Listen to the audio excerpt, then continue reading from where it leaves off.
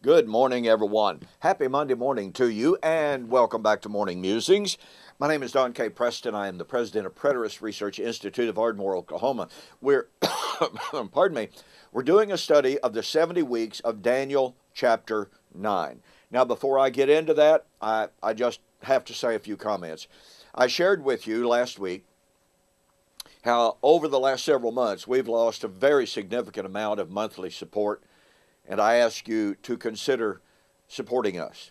I want to express my absolutely profound appreciation for those of you who have contacted us and said you want to support us. Some of you gave one-time gifts. Others have stepped forward for monthly pledges. Now, to be really honest, we didn't make up our deficit, all right? But it certainly is gratifying, absolutely marvelous, the response that we did receive. We want to thank you so profoundly for that. And I hope that some of the rest of you will go ahead and step up and commit to a monthly pledge to help us out to get over this bad situation. That's all I'm going to have to say for it. Perhaps at the very end of the year, I'll discuss this again, depending on what happens.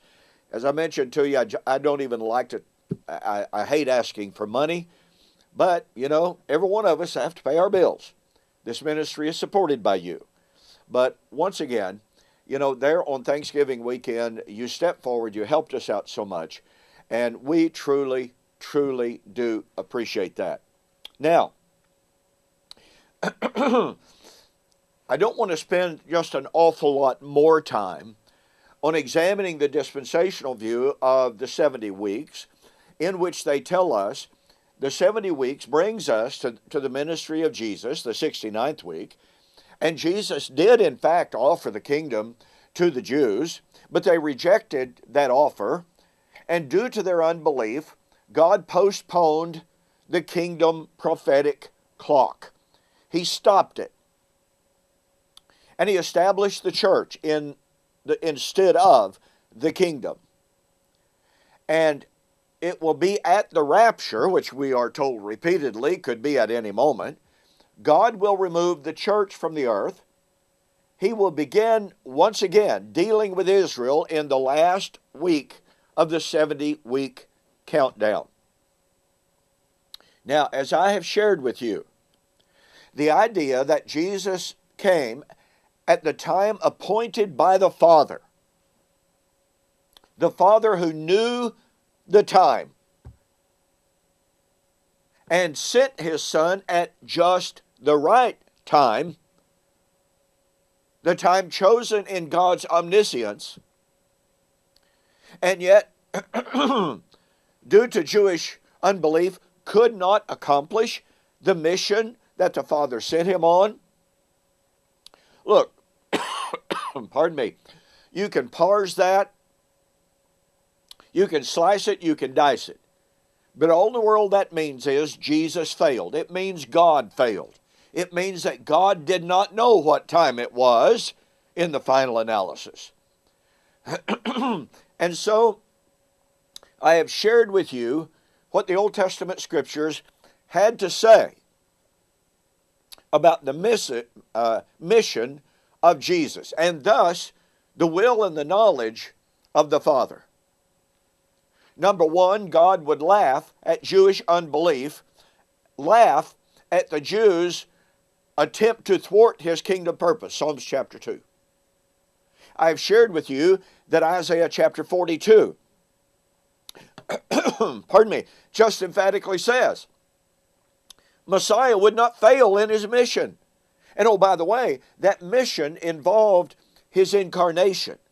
So you can't say, oh, well, yeah, he failed when he came in the flesh, but when he comes the second time, he will not fail. No, the non-failure promise is in regard to his coming, in which a smoking flax he will not quench, a bruised reed shall he not break.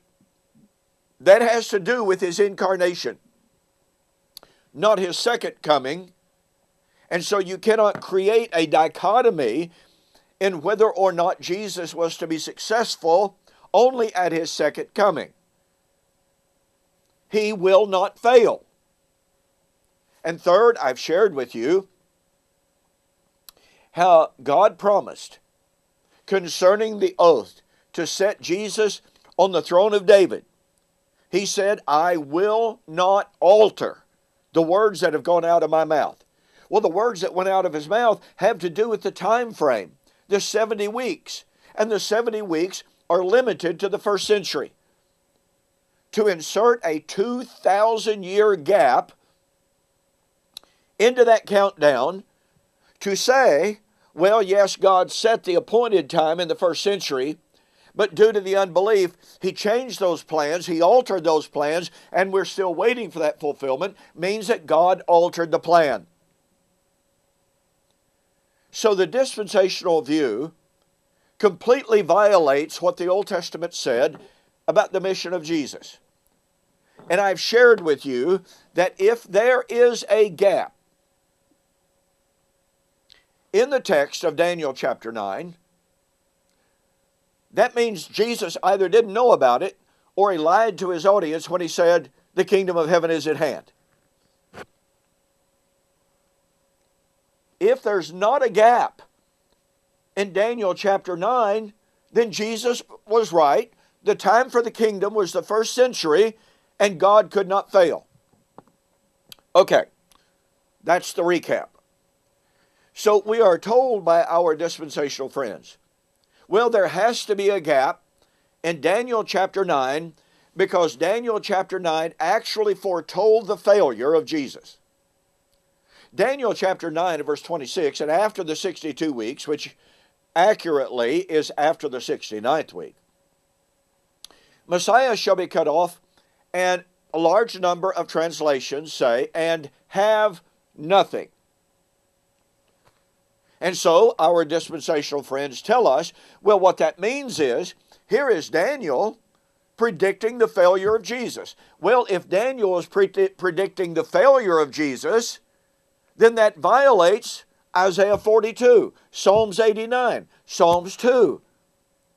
You can't have Daniel 9 contradicting these other passages.